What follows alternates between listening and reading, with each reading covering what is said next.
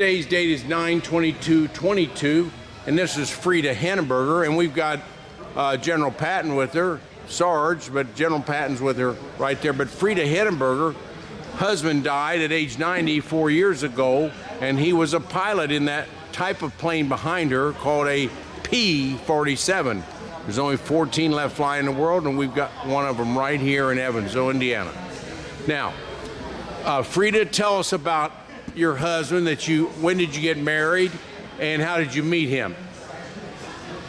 Well, I met John when I was graduated from college and went to Mount Carmel, Illinois to teach business school at the high school.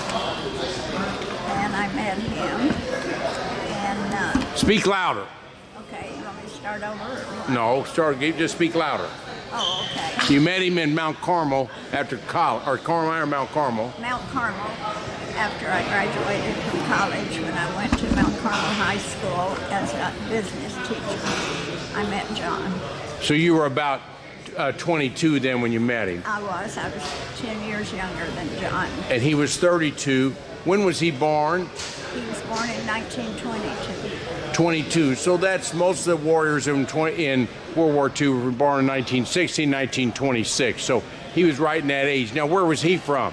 He was from Mount Carmel, and he graduated from Notre Dame. And what was your maiden name? My maiden name is Lawrence. Lawrence, because my wife's family's from there, Bosnagles. Oh, I know They were from there. Bosnagles. The Bosnagle were all from there. Yes, but I'm from Cadiz, Kentucky. Cadiz, Kentucky. Okay, and then you moved up there and you met him after school. And I graduated. I was hired as a business teacher in high school. Speak up. I was the business teacher at high school in Okay. Mount Carmel, Illinois. Where did you meet Mr. Hennenberger? Well, on a blind date in Mount Carmel. Well, good. And then did he talk about the war at all? No, He never talked about it. he didn't. And so he went to Notre Dame, and he probably got some education there, and then he went to flight school. Yes, we're in Texas. Texas, I see. One of the Air Corps places. He was a pretty good pilot then, because about 90% washout rate. If I turn to the left here, we've got what you call a steerman here. This is a steerman, and that's the first plane, that yellow plane. So he trained in that first. Then he had a couple other trainers before that. Then he went into the P47. The P is what he talked about. Pursuit, yeah. And I knew it was a hot pursuit. Hot pursuit.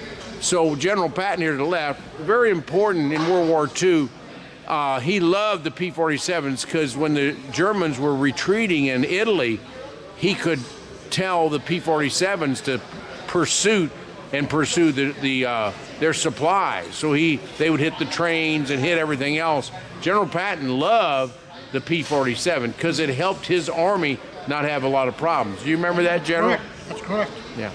And so very important to P-47. They would do skip bombing below this plane, or above this plane. You see the big engines there, or the big, I'm putting it on the rifles there. The rifles were very strong. They would turn over a tank or turn over a locomotive, but they also, below the wing there, where you're to the left of your head there, we would hold bombs there, and they do skip bombings on trains and on tunnels and things of that sort.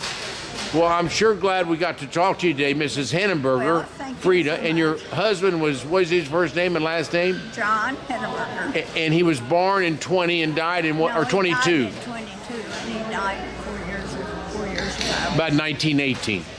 And he about 1918 or 2018 when he died about. Yes. Yeah. Well, thank you very much for visiting Well, our museum thank today. you. Thank Thank you. you. Thanks, General. Do you have any comments about No P-47? problem. This is a famous plane. They call it the Jug. Called the Jug, and they called because it sit upside Shoot all the down. pieces and still fly home. Yeah, because it is air cooled, and then when you stand upside down on its bow or in front of its plane, it looks like a milk jug, but also it would come back. It was a real tough plane. That's right. Well, most of the other ones were water cooled, so that's why this was such a good plane. We really appreciate you. Thank you. Okay, thank you very much for this.